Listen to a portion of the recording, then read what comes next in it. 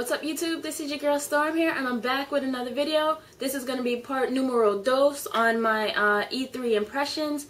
So here we go. Got my handy dandy netbook here, ironstarmovement.com, and my wonderful thinking chair. So let's think.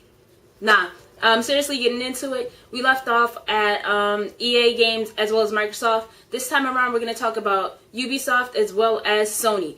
Don't have a lot of time. I'm going to go ahead and run through these really quickly because Ubisoft didn't impress me and I didn't watch the full conference on it. So I probably don't have full game coverage on it because I'm not too enthused about that software development company. I usually pass on Ubisoft, but the games that I did go ahead and check out from Ubisoft that I did see were, of course, laser tag with the Kinect, and you get to do all this type of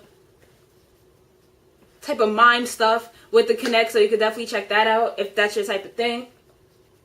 They introduced Ghost Recon Future Soldier. If you're into shooters, again, go ahead and go for it. Up next is Tom Clancy's Hawk, Part 2. You get to do the little flying the jet airplane things that go in the sky and fly. So the Hawks, I guess, you get to fly. So that's it looks pretty cool. I've never played a Tom Clancy Hawks game, so definitely looking into that. Up next we have Rayman. They introduced the new Rayman, which is pretty cool. Rayman hasn't came out in a while, so I'm really interested in seeing how that would actually play out. They came out with Assassin's Creed Brotherhood. Now, I gotta say, I do like the Assassin's Creed series. It's a pretty decent franchise, but when they introduced Assassin's Creed 3, The Brotherhood, the trailer, I have to say, was sick. The trailer was sick. But then when they got into the gameplay of it, the gameplay, like the mechanics of the game, looked slow. It didn't look too well put together. Now, this is just my personal opinion.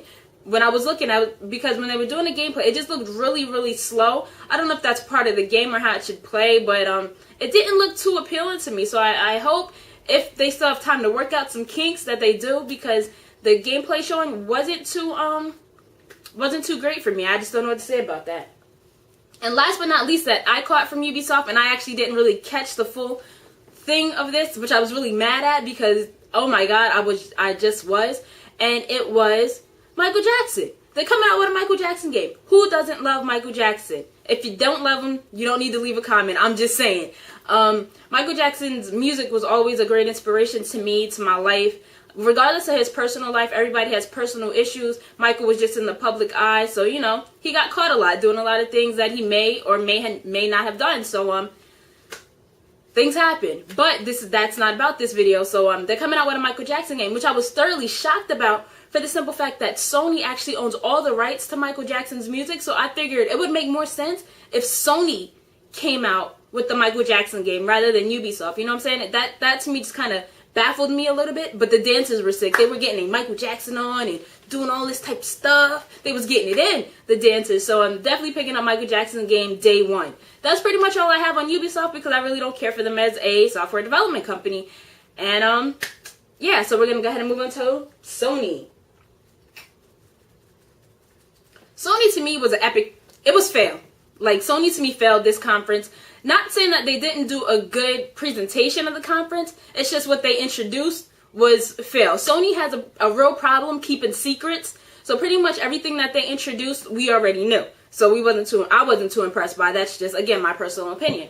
Sony came out and spent 45 minutes to about an hour talking about the PlayStation Move, which to me is just an imitation Wii motion controller type of deal. But that's just me.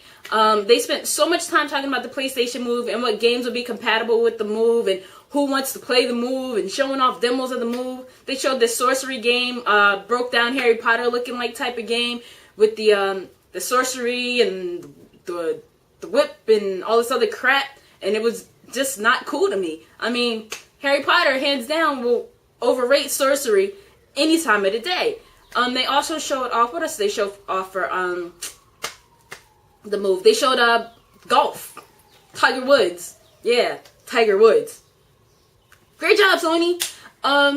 So yeah, they showed off a lot of stuff with the Move. They talked about the Move, like, to no end. Like, shut up about the Move. Nobody cares. At least, Sony. Nobody cares about the Move. Get it together. But they did introduce some games, and they talked about this whole 3D thing, this whole 3D gaming. Now, me personally, I don't own a 3D TV. I never will own a 3D TV because I don't want to sit at my TV with sunglasses on or 3D glasses on and just be looking like this. No, that just looks crazy to me. I'm not into 3D gaming. I think 3D gaming is overrated, and eventually it will blow over because nobody really is into, nobody that I've talked to is into this whole 3D gaming type of thing. I'm not with 3D gaming. Sorry, I'm just not with it, and I'm not with 3D TVs. For what? Ugh, whatever. They did introduce some games for that are gonna be 3D, which is Mortal Kombat, which I gotta say looks sick. Mortal Kombat 3D looks sick because they did a trailer with Raiden, and like he threw his hat, and like I don't know if it was Sub-Zero or Scorpion that he like sliced up for his finishing move. That looked sick. If you're a Mortal Kombat fan and you know how the finishing moves go, and they say finish him, and like you rip off the head and you see the the spine dangling and stuff like that, that to me is cool. I mean, it just is. So when they showed the trailer for that, I was a little enthused. I was like, okay, Sony, all right. But they introduced so many games like MLB The Shows, the Sly Collection, Killzone 3. Let's talk about Killzone 3. Killzone 3 will actually be in 3D as well as compatible with the PlayStation Move. So while you got glasses on and you're doing all of this type of stuff, you're liable to get nauseous playing Killzone 3 in 3D with the PlayStation Move. Who wants to do that? Honestly, Killzone 3 does look good. It does look like an awesome game. And if you want to check out gameplay from the Iron Star team, definitely check out IronStarMovement.com, who had the privilege of playing Killzone 3, and they had a blast because it just looked like they were just having so much fun. So big ups to my Iron Star family. Hope you guys get home safe. Anyway, they did introduce Killzone 3, which looks like a good type of shooter. Again, I'm not into that type of genre, but the graphics look pretty hot. The gameplay was crazy.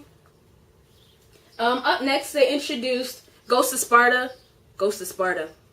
Really? They introduced God of War. Yeah, I said it right. God of War Ghost of Sparta, which I believe is a PSP game. I'm not really too sure about that. I didn't write it really down in my notes, but I believe it's a PSP game, and any God of War game is awesome. God of War 1 and 2 was great. God of War 3 was epic. God of War Chains of Olympus on the PSP was phenomenal. And now we have God of War Ghost of Sparta. Great job, Sony. Now games we already knew was coming out.